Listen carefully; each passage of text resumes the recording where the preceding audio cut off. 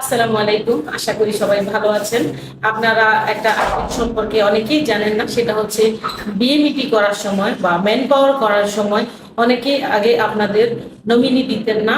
এখন আপনাকে বাধ্যতামূলকভাবে ব্যাংক অ্যাকাউন্ট করতে হবে, যাতে করে প্রবাস থেকে আপনি ঠিকমতো আপনার পয়সাটা পাঠাইতে পারেন, আপনার রেমিটেন্স যেন আপনি ঠিকমতো পাঠাইতে পারেন। এই জন্য আপনাকে ব্যাংক অ্যাকাউন্ট অবশ্যই করতে হবে এবং আপনাকে একজন নমিনি দিতে হবে, যাতে করে ওখানে আপনার আল্লাহ না করুক কোনো প্রবলেম হলে আপনার কোম্পানি যেন যোগাযোগ করতে পারে বা যে কোনো সাহায্য সহযোগিতার জন্য আপনার ফ্যামিলির সাথে যোগাযোগ করতে পারে। এই জন্য একজন নমিনির প্রয়োজন এবং একটি ব্যাংক অ্যাকাউন্টের প্রয়োজন।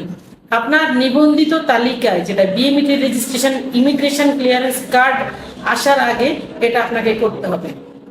অন্যথায় যদি আপনারা না করেন তাহলে ইমিগ্রেশন ক্লিয়ারেন্স কার্ডটি তৈরি হবে না এবং এটার কারণে আপনি এয়ারপোর্ট থেকে ছাড়পত্র পাবেন না, আপনি বিদেশ যেতে পারবেন না, বোর্ডিং পাস পাবেন না। তো এখনো যারা ব্যাংক অ্যাকাউন্ট করেন নাই, বিদেশগামী যারা আছেন, ব্যাংক অ্যাকাউন্ট করে নেন এবং আসার সময় অবশ্যই ব্যাংক অ্যাকাউন্টে যখন আপনি 3 দিনের ক্লাস করার জন্য যাবেন তখনই আপনি কি করবেন, আপনার 1 নম্বরে হলো আপনার ব্যাংক অ্যাকাউন্ট, 2 নম্বরে হলো আপনার নমিনির 2 কপি ছবি এবং জাতীয় পরিচয়পত্র বা এনআইডি যেটা বলে। যাদের এনআইডির সাথে পাসপোর্টের মিল নেই কিন্তু ভিসা এসে গেছে তাদের জন্য আমি বলছি, এরকম অনেকের সাথেই হচ্ছে। আপনার এনআইডি আপনি ঠিক করে নিন। এনআইডি ছাড়া আপনার বিএমইটি হবে না, আর বিএমইটি না হলে আপনি বিদেশ যেতে পারবেন না।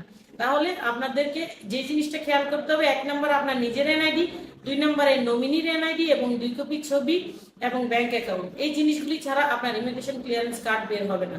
তো যারা বিএমইটি করবেন, বিএমইটি করার আগে জিনিসগুলো খেয়াল করবেন। আশা করছি তথ্যটা আপনাদের উপকারে আসবে এবং আপনারা যত বেশি পারবেন শেয়ার করবেন। ধন্যবাদ।